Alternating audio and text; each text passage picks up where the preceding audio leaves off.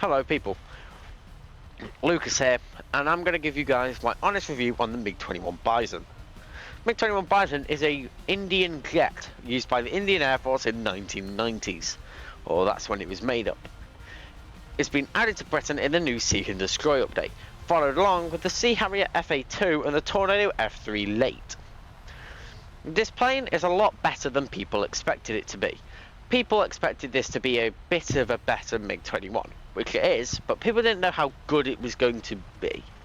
The Mig-21 Bison has been loaded up with a 23mm GSH-23L cannon, which shoots 3,400 rounds a minute, which is a problem when you only have 200 rounds.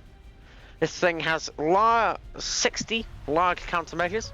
That's as much chaff as you want, or as much flare as you want. Countermeasures are quite nice on this thing. Nothing too low. This thing can go up to 1,400 kilometers an hour. It can go Mach 1.2. That's in the Machs. This thing can be used anywhere up or down. This can be a high altitude flyer or a low altitude flyer.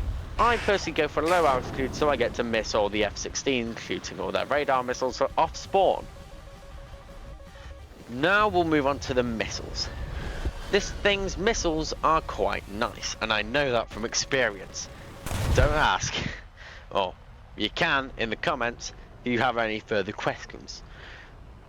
This plane is loaded up with two R-73Es, which are thermal missiles. These missiles are rear aspect and side aspect.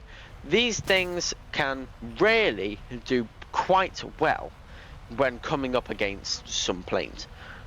As long as you don't shoot it from the front, you should be fine. These missiles have IRCCM, which is a system inside the missile which has a higher chance of it going for the actual plane than its countermeasures.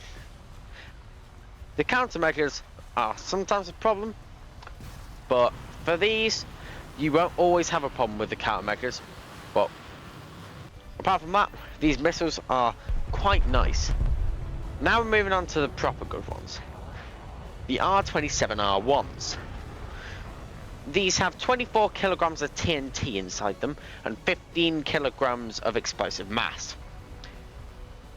These missiles are very good. Better than I thought they'd be. These missiles can pull so many Gs at once. You would underestimate how much these can do. Unless you play top tier a lot, which is not me. I usually play 10.0 and you guys have seen that on my channel. You've also got the Cab 500KR, which has 160 kilograms of TNT and 100 explosive mass. This, I'm pretty sure, is one of the newer bombs added. I'm not quite sure on bombs, I'm not that familiar. Here we go as well.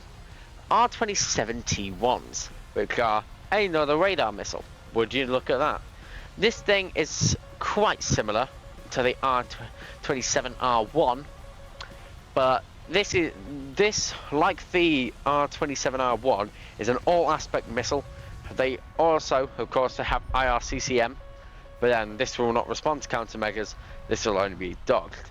I've not personally used this missile yet, because I've been using my other two. So that's that. And now we're moving on to the radar system, the Kopio 21. All aspect and head on. This is very good radar. For what you think it would probably be worse, but it isn't. This thing is very helpful on the battlefield.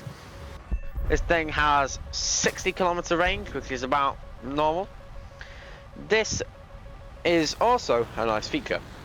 Nice feature is that when you are flying the jet, the pilot has the aspect where he can see all tracking threats and all tracking through his helmet.